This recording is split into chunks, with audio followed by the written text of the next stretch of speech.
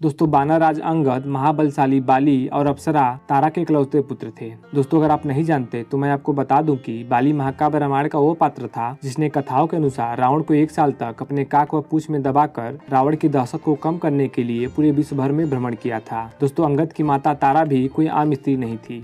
वो हिंदू धर्म की श्रेष्ठ 5 कन्याओं में से एक थी तथा इनकी उत्पत्ति समुद्र मंथन के समय हुई थी, जिससे तारा माता लक्ष्मी की बहन हुई।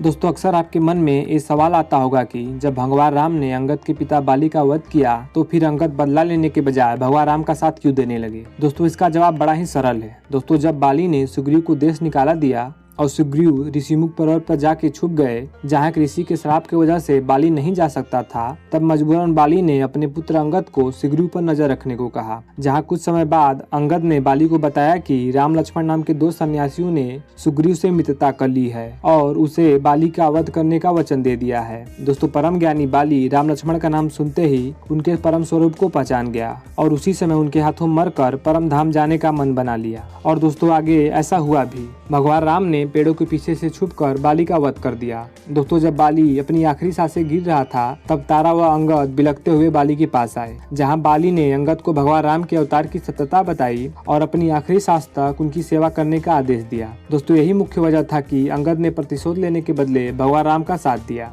और जन्म जन्मांतर तक अमर हो गए।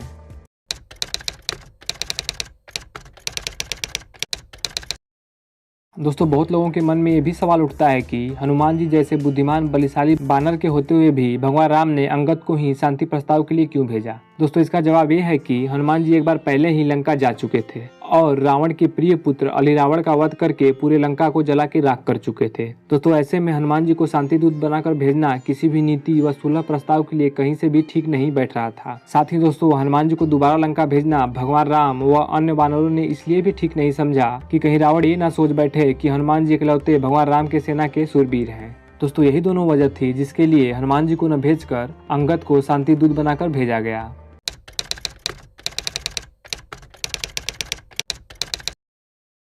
दोस्तों जब अंगद भगवान राम का शांति प्रस्ताव लेकर रावण की सभा में पहुंचे तब सर्वप्रथम रावण ने अंगद का अपमान किया और उन्हें बैठने तक का स्थान नहीं दिया, जिसके बाद अंगद ने अपनी पूंछ को लपेटकर रावण के सिंहासन जितना ऊंचा बना लिया और उस पर विराजमान हो गए और वहीं से राम का शांति प्रस्ताव रावण को सुनाया। जिसके बाद रावण ने हंसते हुए राम सहित पूरे वानरों का फिर से तौहीन करते हुए कहा कि भला एक चींटी का झुंड एक हाथी से शांति प्रस्ताव ही भेज सकता है। दोस्तों ये सुनकर अंगद क्रोधित हो गए और जमीन पर अपना पैर टिका के रावण सहित उसकी पूरे सभा को चुनौती दी कि अगर उनके सभा में से किसी ने भी उनके पैर को टस से मस भी कर दिया तो वो भगवान राम उनकी सेना सहित लंका से वापिस चले जाएंगे। दोस्तों ये प्रस्ताव सुनकर उस सभा में उपस्थित मेघनाद सहित सभी दानवों ने अंगद के पैर को हिलाने की कोशिश की, पर कोई भी दानव अंगद के पैर को टस से मस भी नहीं कर पाया। जिसका वजह दोस्तों प्राय महर्षि वाल्मीकि की लिखी महाकाव्य रामायण में यह बताया गया कि जब अंगद ने अपना पैर जमीन पर रखा और सभी दानवों को उसे हटाने का चुनौती दिया, तब अंगद ने अपने पिता बाली द्वारा सिखाए गए प्राण विधा का उपयोग किया, जिसका काट उस सभा में किसी भी दानव के पास नहीं था। और दोस्तों ये बात अंगद भली भांति जानते थे। दोस्तों यही वजह था कि अंगद ने इतना बड़ा प्रस्ताव रावण व उसके सभा के सामने रखी।